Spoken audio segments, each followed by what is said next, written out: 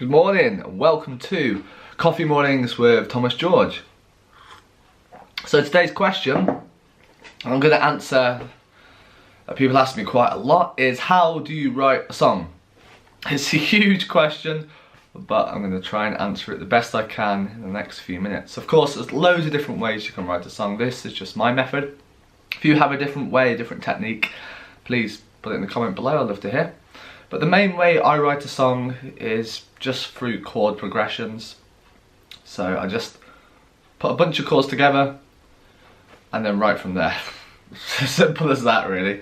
I do mainly use Ableton Live now for writing music. So you get loads of little clips there. So I might write, I don't know, 4 chords in one of them, and a different 4 chords, and another different 4 chords, and another, change them around so you've got all these different clips to choose from.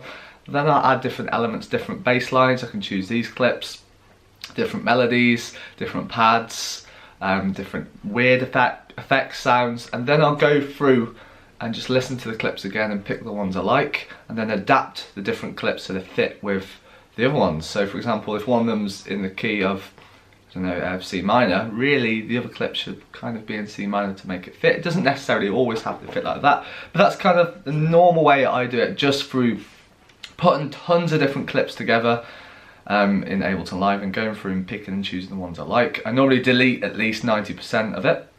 I'll probably write like a 20-minute piece or 20 minutes worth of clips, and then I'll just go through and delete most of them and then pick the bits I like, and then I'll record this to the arrangement as a performance.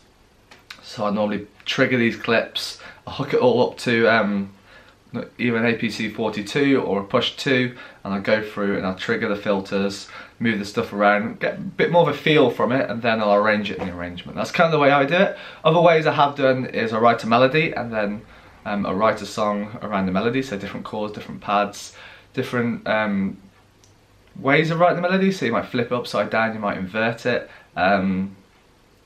Yeah, or another way is I start with a drum beat. So I just get a finger drum in,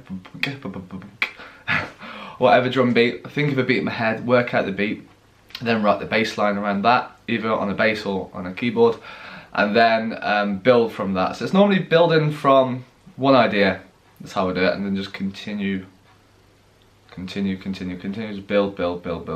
So one idea, either chords, chord progressions, a bunch of chords, a melody. I normally hear something in my head and then try and work it out on a keyboard, or a drum beat.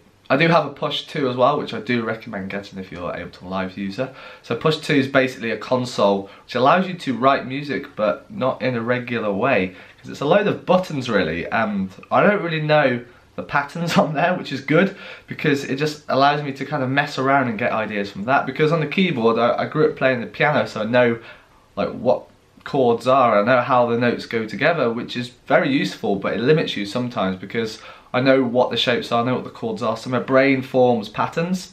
On the push 2, I come up with something completely unique every time because I don't really know what I'm doing. It's quite childlike, so I get some weird, strange melodies and chords that I probably wouldn't normally come up with on the keyboard. So if you're an advanced keyboard player or you're pretty good on the piano or keyboard, I recommend getting the push 2 because it will give you a new element, it will give you new ideas to work with. So that's basically the techniques I use. I know loads of people use other stuff as well, but they're the ones I use, right from a melody, right from a chord progression, right from a drum beat, and then I make a load of clips on Ableton Live, arrange.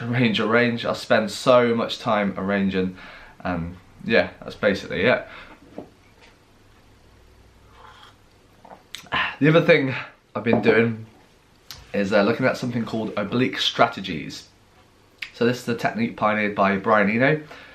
Basically just a bunch of cards with loads of different stuff written on it. Here's official oblique strategies for £40. And I was like, nah, I just make my own. So I just made my own oblique strategies, or my version of oblique strategies, where it's just, I got some old business cards and I just flipped them round and they're blank on one side, and I just wrote certain phrases on there. So it's stuff like flip it upside down, have a pause, take out the main element, stand outside. Yeah, so consider why you're doing this, think of noise, think of water.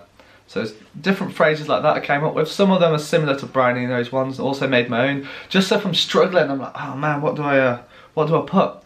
what should I do? Because that does happen quite a lot. I'll just get the oblique strategy cards, or my version of the oblique strategy cards. I'll pick one out and it might be, I don't know, take out the main element. You're like, oh, okay, take out the main element, and then get another one.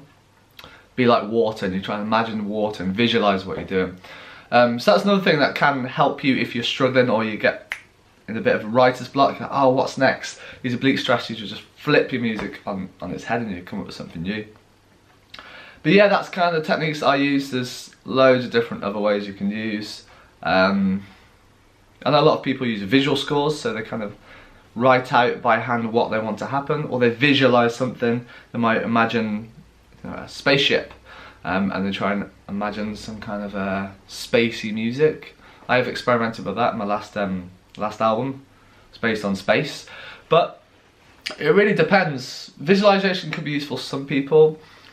Thinking about different lyrics can be useful. I don't really think about lyrics, but people who think about lyrics, they can base their music on the lyrical theme. So there's loads of different stuff to experiment with. These are just my thoughts for the day. Tomas George morning coffee. Hope you found this useful. If you have any different techniques, please put them below. Like I said, I'd love to hear. And yeah, I'll let you get on with the rest of the day, and I'll talk to you soon.